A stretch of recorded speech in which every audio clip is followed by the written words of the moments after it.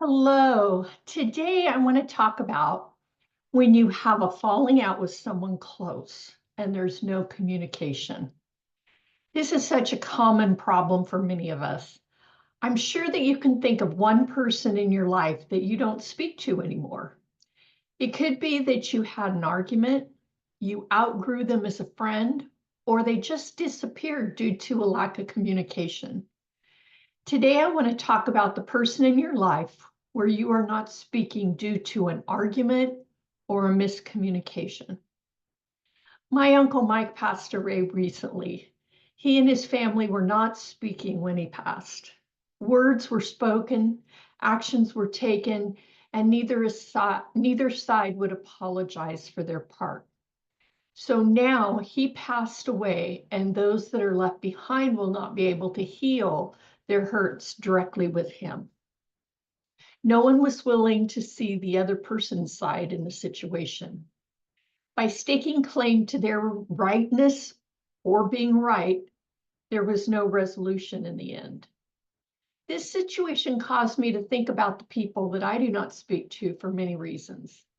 There's one that chose to end communication with me, and there's another that I chose to end communication with them.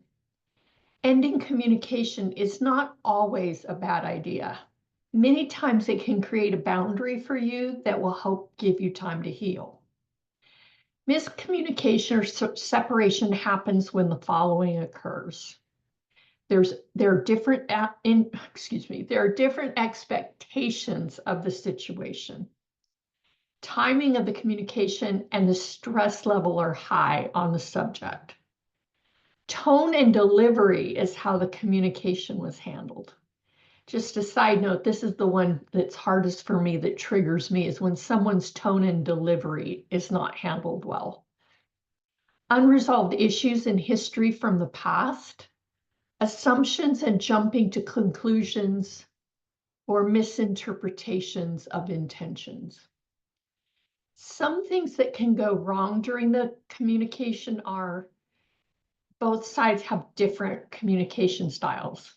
If one person internalizes everything and one person lets everything out, you have different communication styles that don't kind of mesh. There are emotional reactions. When somebody is so emotional, it's hard to respond back. Not listening actively. Have you ever been with somebody who doesn't listen? You can tell they're already thinking about what they're going to say before you even say anything. Nonverbal clues, varying expectations of the outcome, cultural and personal differences, and just plain distraction. Sometimes the miscommunication cannot be healed. It's okay that it is not worth saving or it is too painful to fix. And it's okay to feel that way. Sometimes relationships are not meant to last, and that is always hard to accept.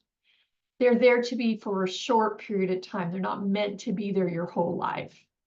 But you need to decide what is right and if it can be fixed. If you want it to be fixed, then the following are some tips. Give both of you some space. Don't try to fix it immediately. Look back at what happened and see it through a neutral viewpoint, not your emotional or your historical viewpoint. Reach out to the person when you feel ready. Apologize if it feels right. Don't apologize if you're not really sorry. And don't apologize if you didn't do anything wrong, but truly a heartfelt apology if you did something to contribute. Have an honest conversation, but keep it in a neutral tone. At the end of the day, miscommunication is natural, but understanding these factors can help to prevent it from escalating or causing unnecessary conflict. It's really about making the effort to express yourself clearly and to listen with a very open mind. Does any of this sound like it might have been going on during your argument? Sometimes just realizing the reasons behind miscommunication can give you a clear path forward. Also, letting things unfold in due time is helpful as well. Things do have a way of being healed over time, but maybe time also can keep you far apart. If you have a person that you're not in communication with, please go to mammothedge.com and take the life assessment. I would love to hear about your journey so far and what your ideas are in moving forward. Thank you.